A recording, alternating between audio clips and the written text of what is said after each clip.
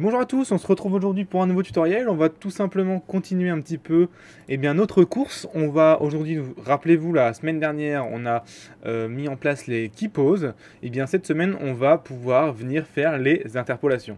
Si vous n'avez pas vu le cours sur le key pose, il va s'afficher ici en haut à droite. Vous pourrez cliquer dessus simplement, comme ça vous permettra de suivre ce cours. Avant de commencer, je vous rappelle que vous pouvez aller sur le site motion-live.com et dans la section formation, vous avez la possibilité de vous abonner. En vous abonnant, vous pourrez accéder à toutes les scènes utilisées dans la formation Motion Live et les avoir gratuitement, ce qui vous permettra d'évoluer encore plus rapidement et plus efficacement.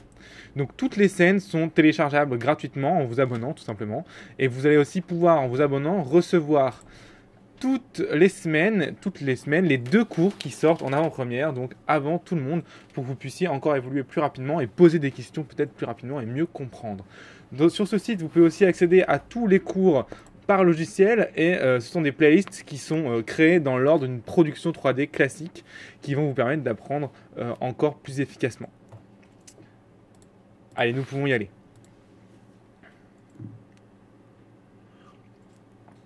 Donc on se retrouve avec notre personnage qui court. Rappelez-vous, on a 7 key poses, d'accord, qu'on avait pris par rapport à une référence.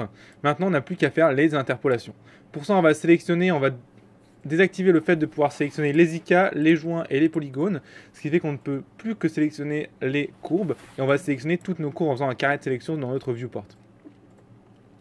Et ici, on va venir timer nos courbes, d'accord. Alors je vois qu'il y a certaines courbes ici qui n'ont pas de clé, on va leur mettre une clé ici. D'accord. Donc je vais mettre un Shift E, Shift W pour être sûr qu'il y ait une clé sur tous les frames. On va venir maintenant timer nos courbes. Globalement, une course c'est assez rapide. On est sur du 20 images maximum, voire du 15 images. On va regarder, voir un petit peu ce qui est cohérent. Prenons le tout, hop, et timons.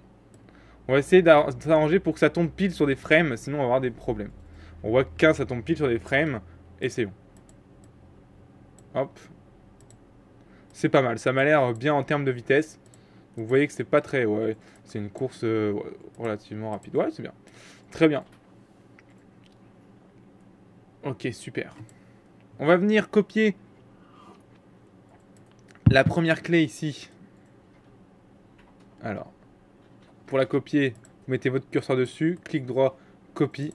Vous venez ici à 15 et vous faites clic droit, paste. Ça vous nous permettra d'avoir une boucle complète. Hop. Je dis ça et en fait je vois qu'il nous manque une frame ici. Il nous manque la frame. Hop. Tac. Tac. Il nous manque un retour en fait, autant pour moi. On va supprimer, on voit qu'il nous manque un retour de jambe. Regardez bien, ici on part la jambe droite devant, d'accord. Elle passe derrière, elle repasse, elle devrait ici, elle est derrière, elle devrait sur cette frame là repasser devant. D'accord, il nous manque cette clé là, puisque là, elle est devant. Non. Donc non, ça devrait aller logiquement. Alors qu'est-ce qui se passe? Pourquoi on a un espèce de saut? Réessayons de copier la frame. Voyons la différence maintenant. Tac, je suis là. Hop. Et on a un gros décalage. Ça se voit bien. Hein. Hop, on le voit bien ici. Tac, tac. Il nous manque une pause clé. On va regarder ça après plus loin dans la boucle. On va pour l'instant la supprimer. On s'arrangera après dans la boucle pour voir ce qui manque. Donc on se retrouve ici comme ceci. Hop, vous voyez. Donc, tac. On va venir travailler un peu tout ça. Donc pour ça, on va se mettre en boucle. D'accord, on va bien se caler dessus pour pouvoir lire l'animation en boucle. Donc comme ceci. Tac. On met un petit peu ce qui se passe. Hop. Hop, non. En 12. Allez, allez. Alors on voit que ça ne fonctionne pas. On va juste remettre la clé. Tout à l'heure, c'est bête d'avoir oublié une keyframe la dernière fois. C'est de ma faute. Copie. Hop. 2 frames, 4 frames derrière, puisqu'on voit qu'il nous manque une interpolation entre les deux. Paste. Voilà, ça paraît plus cohérent. Hop, hop, hop, voilà. C'est mieux. Donc il nous manquait une frame ici que j'ai pu corriger. Voyons un petit peu. Bon, il l'a fait naturellement assez bien avec l'interpolation. On va rester là-dessus. Voilà, on va leur mettre une clé ici. Shift E, Shift W. Voilà, très bien. Maintenant, on va se mettre à 16 frames. Voyons un petit peu ce que ça donne en boucle. Voilà, très bien. On a vraiment maintenant notre personnage qui court en étant bouclé. C'est parfait. Donc je rappelle, pour corriger le problème, j'ai vu qu'il me manquait une clé pour faire la boucle entièrement. Donc j'ai pris la dernière clé et en fait au lieu de la mettre à 2 images de différence comme les autres, je l'ai mis à 4 images pour que Maya me fasse l'interpolation automatiquement. J'ai eu de la chance, ça a fonctionné, ça aurait pu ne pas fonctionner ou j'aurais dû peut-être retoucher l'interpolation. Là ça l'a fait correctement, donc c'est très bien. Et donc on est sur une course en 16 frames. D'accord? Rappelez-vous, on ne lit pas la 17e frame, parce que regardez, si je lis la 17e frame, je vais avoir 2 fois en fait la première frame. Regardez bien, ça va bloquer à chaque fois. Hop, hop, hop, ça bloque. Si je mets en 16 frames, ici j'ai bien une seule fois la dernière frame, et là j'ai une boucle parfaite.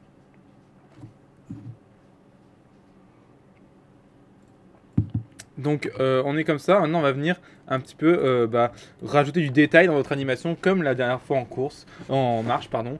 On va venir aussi rajouter des retards, etc. Donc si vous ne savez pas de quoi je parle, je vous invite à regarder le cours sur la marche où j'explique tout ça en détail naturellement et vous allez voir que c'est pas très compliqué. Allez on y va, on va déjà commencer à jouer sur le dos. Vous allez voir que le dos quand on court se tord un petit peu forcément. Donc on va prendre ces 3 contrôleurs-ci. Et on va venir les animer. Donc ici, globalement, on va venir... je vais regarder si ils ont des clés. Oui. Vous voyez que déjà, on a fait quelque chose de pas mal sur l'avant. On va aussi essayer de venir jouer sur leur rotation de profil ici. C'est-à-dire que si je fais un petit dessin sur cette rotation ici, tac, et ici, tac. D'accord. Donc pour ça, on va venir ouvrir notre Graph Editor, Windows Animation Graph Editor, et ici on va pouvoir venir choisir les axes sur lesquels on va travailler. Donc je vais venir sélectionner mes 3 curves, ici, mes 4 curves pardon, et je vais voir lesquels sont animés et lesquels ne sont pas animés. Parce que je vois bien qu'il n'y a pas d'animation, donc je vois que celle de Z est animée, celle de X, Y l'est, mais pas celle de X. D'accord. Alors on voit qu'il se passe des trucs un peu bizarres dans les courbes, ça pourrait être nettoyé pour que ce soit plus propre, mais pour l'instant on va pas s'en soucier, on va d'abord travailler sur X. Donc je vais prendre toutes les clés de X et je vais les supprimer, puisqu'en fait ce sont les mêmes tout le temps, donc ça n'a aucun intérêt. Hop. Tac. Voilà, très bien, parfait. Maintenant que j'ai ça, je vois que mon animation n'a pas changé, j'ai toujours la même animation. D'accord, je peux appuyer sur Alt V, je rappelle, pour lire l'animation. Donc je vois bien que mon animation n'a pas bougé. Mais par contre j'ai un axe en moins, ce qui va me permettre de mettre des clés sur cet axe naturellement. Donc il suffira juste de venir dans Rotate X ici, de faire clic droit et Key Selected. D'accord. Donc ici je vais venir de face et je vais dire que quand le pied touche le sol, mon personnage va baisser un petit peu, naturellement, tout doucement, le dos. D'accord. Ici je vais mettre une clé et quand il est en l'air, ici il sera droit. Hop, comme ceci. Donc, clac. Hop. Ici, il est droit. On remet ça à 0.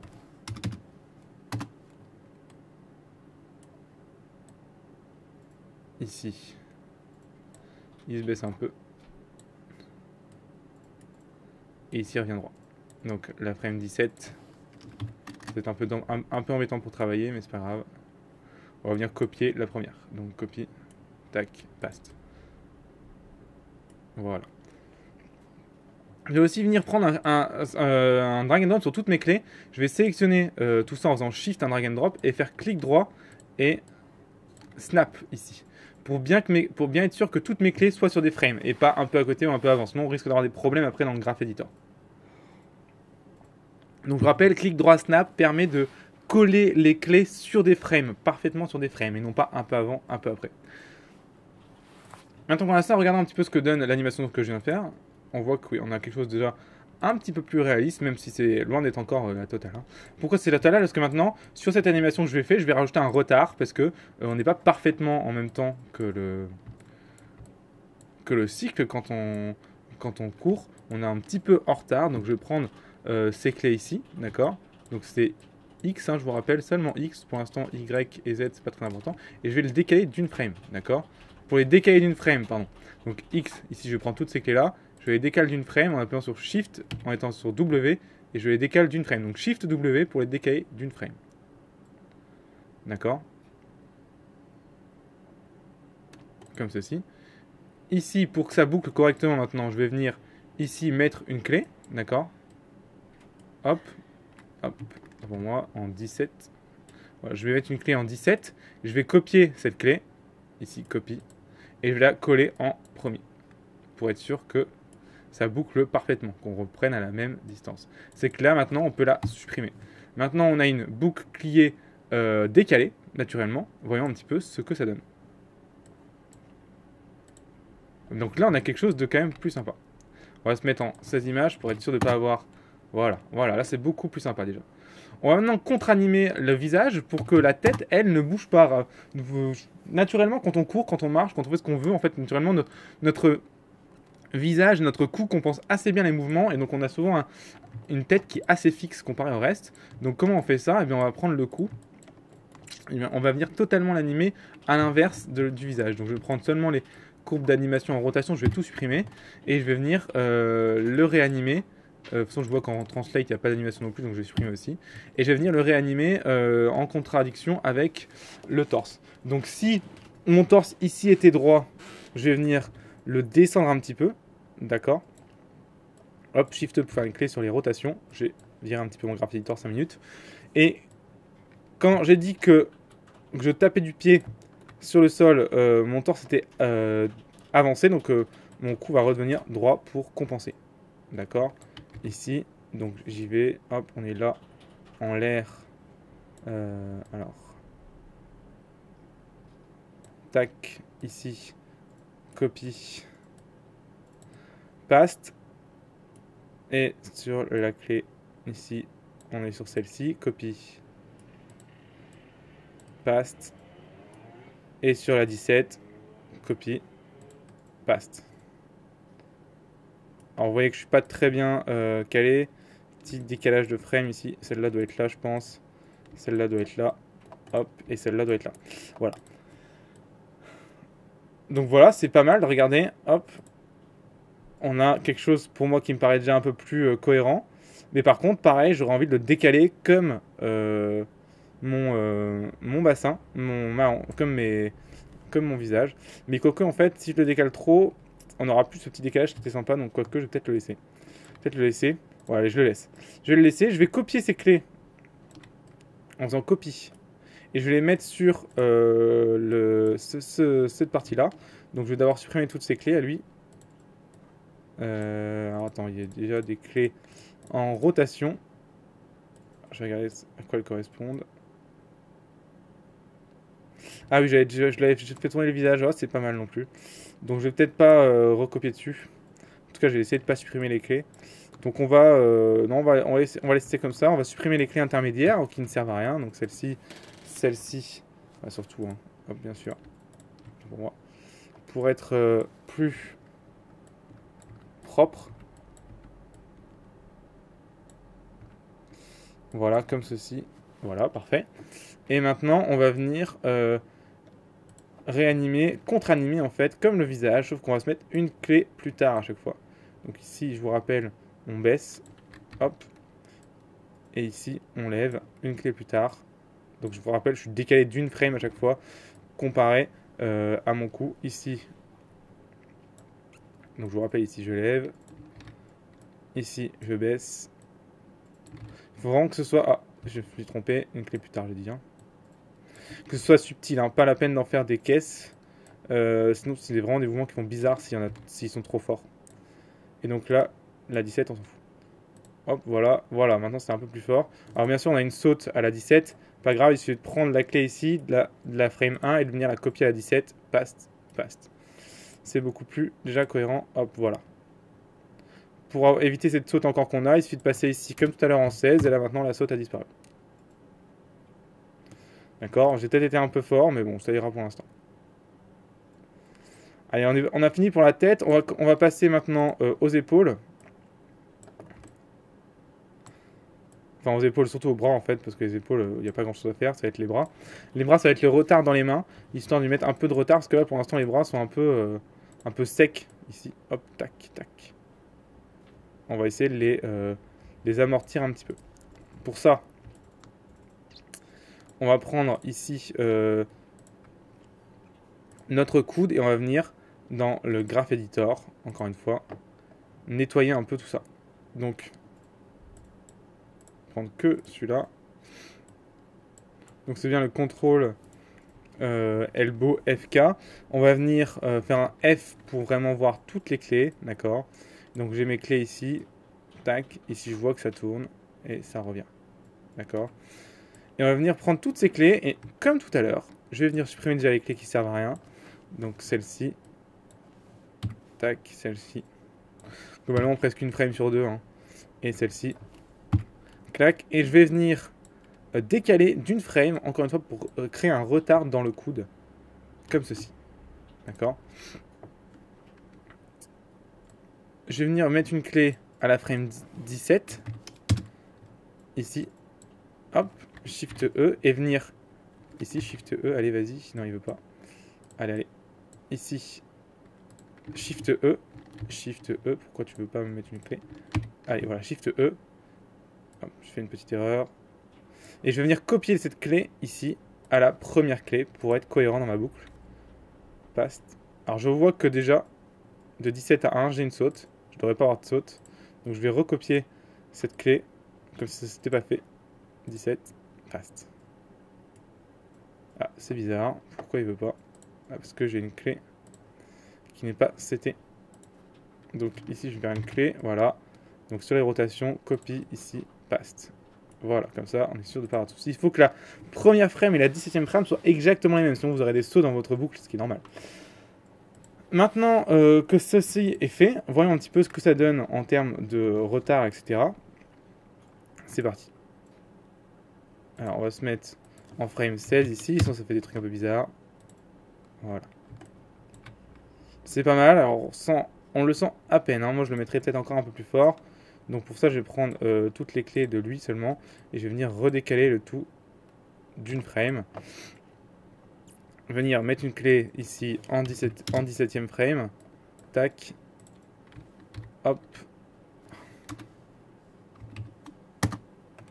Donc une clé en 17e frame en faisant Shift E, si on travaille sur les rotations, la copier et la venir la mettre en première frame. Je vais supprimer les frames qui sont en trop, que j'ai rajouté en bidouillant tout à l'heure.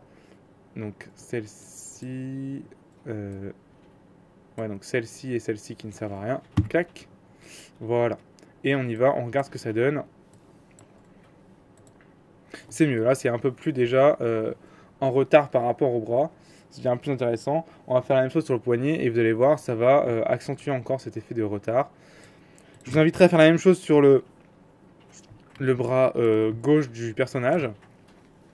Moi je ne vais pas le faire parce que c'est forcément la même chose et je vais essayer de vous apprendre pour l'instant le plus de choses possible plutôt que de refaire la même chose, ce qui est pour moi n'a pas de grand intérêt. Donc faisons la main maintenant. La main ça va être comme la marche, on va venir simplement animer sa rotation en fonction de sa position dans l'espace par rapport à la course. Donc si je suis comme ça, on aura plutôt une position qui sera comme ceci, d'accord. Partir vers ça va être en contre-indiction avec le mouvement. Si le mouvement vers le haut, bah, la main sera vers le bas. Et si on arrive, quand on arrive vers le haut, ici, voilà, la main va vers le bas. Ici, elle sera vers le haut. D'accord. Et ici, on fait copie, paste. Voilà, très bien. Donc, tac, tac. Et maintenant, on va venir décaler tout ça. Comme d'habitude, je vais supprimer les clés intermédiaires que j'ai mises. D'accord, donc tout ça, ça va virer. Hop. Et ici, on a tout ça aussi, ça va virer. Pour être vraiment plus clair dans ce qui se passe. On a deux clés, celle où elle est comme ça, celle où elle est comme ça, celle où elle est comme ça. Et maintenant, on va prendre ces clés, on va les décaler de facile, voilà, 5 frames, 4 frames, allez, 4 frames, 5 frames, ça me paraît un peu beaucoup.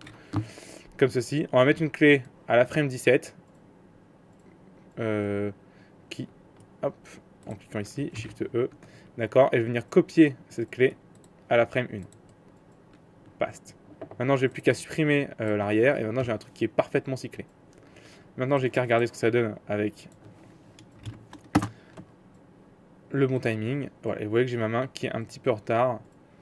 Peut-être un peu trop, mais ça donne déjà un début sur ce qu'il faut faire. Allez, un peu trop. Comment faire pour ralentir un petit peu cet effet? On va prendre ça, cliquer sur R pour passer en mode scale. On va venir se mettre à 0 ici et le clic de molette va nous permettre de scaler nos curves. Donc je répète, vous passez en mode R pour passer en mode scale et vous venez sélectionner que les rotations et vous venez sur le milieu ici à 0 et vous venez scaler, vous sélectionnez tout et vous venez sur le milieu ici à 0 et vous venez scaler en appuyant sur le clic de la molette. Là maintenant vous venez de réduire l'effet de retard. Vous voyez, on le voit beaucoup moins. Maintenant que ceci est fait, on va venir fermer un peu les points. Parce que là, les points ouverts, il a l'air un peu d'un guignol. On va supprimer toutes leurs clés ici. Et on va juste venir les fermer quand il sera ici. Voilà. Tac. Les ouvrir quand il sera en frame 1. Hop, tac, il ferme et hop, il rouvre à la frame 17. Donc pareil, je vous rappelle, on copie toujours la frame 1 à la frame 17. Il faut qu'elle soit parfaitement... Enfin, il faut qu'elles soient les mêmes, quoi. Sinon, ça sert à rien. Regardez, si je passe de la 1 à la 17, il n'y a aucune différence. Et c'est normal. S'il y avait une différence, mon animation sauterait. Donc voilà. Maintenant, j'ai quelque chose comme ça. Il ferme voilà, le point, il rouvre. Voilà. C'est plus cohérent. Pareil avec le pouce.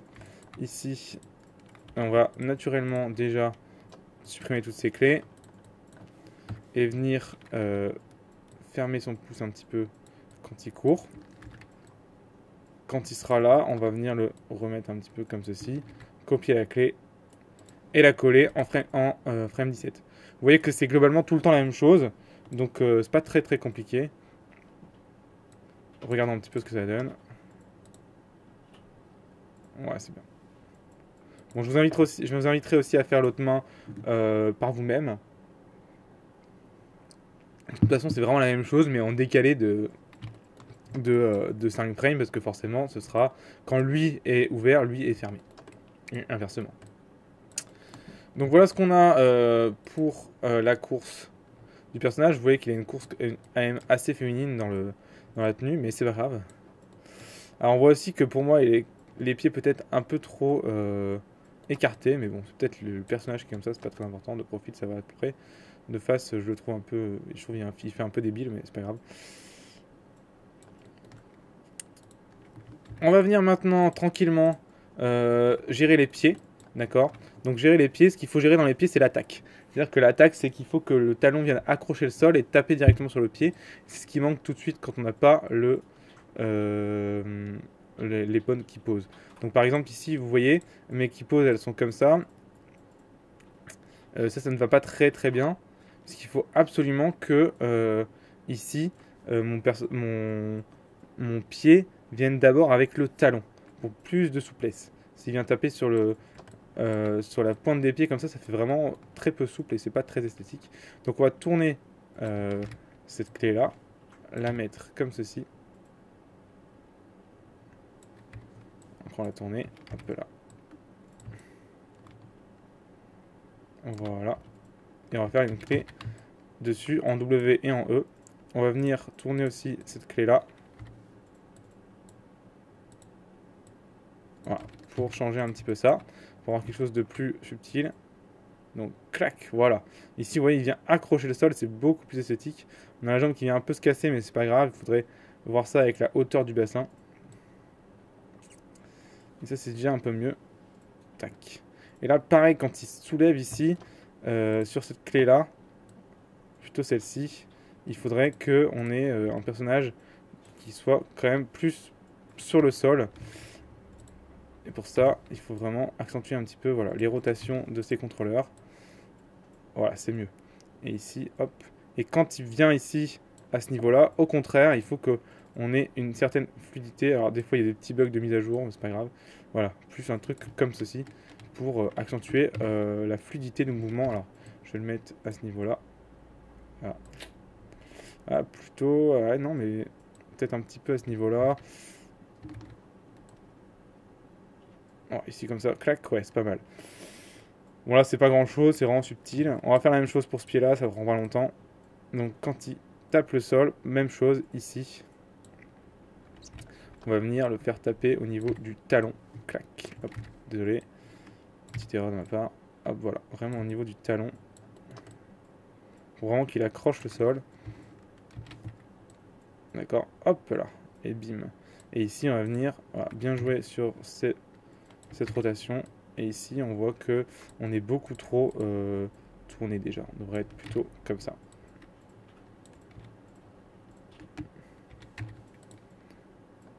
Et ici, on devrait plutôt être... Alors, regardez, il y a encore un petit bug de mise à jour, c'est pas grave. Et ici, par contre, on devrait être avec une rotation comme ceci. Voilà. Qui serait plus esthétique. Et là aussi, d'ailleurs. Hop. Là aussi. Hop. Et tac, voilà. Là, maintenant, on a quelque chose, je pense, qui sera plus dynamique et on aura plus l'impression qu'il pose le pied par terre. Regardez, c'est bien.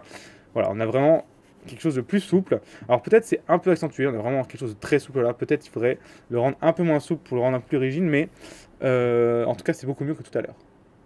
Écoutez, c'est tout pour la base de ce cours de la course avancée. Cette fois-ci, on ne fera pas le cours sur comment faire avancer le personnage, puisque c'est exactement la même chose que la marche. Donc si vous ne l'avez pas vu, je vous invite à le regarder. D'accord, il va s'afficher ici, c'est vraiment la même chose. Donc pour moi, la course, c'est terminé. Donc vous voyez qu'il n'y a pas grand-chose de plus à retenir que la marche. C'est quand même globalement le même exercice avec une autre référence. Donc je vous invite à le travailler, à avoir quelque chose peut-être de plus travaillé que moi. Vous voyez que moi, j'ai seulement fait le côté droit, vraiment. Il y a encore le côté gauche à faire. Et il y a encore quand même beaucoup de détails peut-être à rajouter. Prenez des références, regardez un petit peu comment on court en vrai, vous allez voir qu'il y a beaucoup de détails qui ressortent de ces références et que vous pouvez réutiliser dans vos animations. Je vais juste vous montrer l'animation sans les courbes pour que vous puissiez bien voir, voilà. Donc, course un peu féminine peut-être à désaccentuer parce que là il fait un peu, c'est très féminin, mais c'est pas un problème, ça fonctionne pas trop mal. Donc je vous laisse avec cet anime et puis moi je vous dis à la prochaine fois. La prochaine fois ce sera, on va voir le saut. D'accord. Et après le saut, on verra le lancer de objet. Donc voilà, j'espère que ce cours vous aura plu. Travaillez bien. Si vous avez des questions, n'hésitez surtout pas. Je me ferai un plaisir d'y répondre. Et puis, n'hésitez pas aussi à télécharger la scène, comme on l'a vu au début de cours, sur le site internet de motion-live.com pour pouvoir comparer avec la vôtre et pouvoir apprendre plus rapidement et plus efficacement. Je vous souhaite en tout cas une bonne 3D, amusez-vous bien. Et puis moi, je vous dis à très bientôt et une très bonne semaine. Au revoir.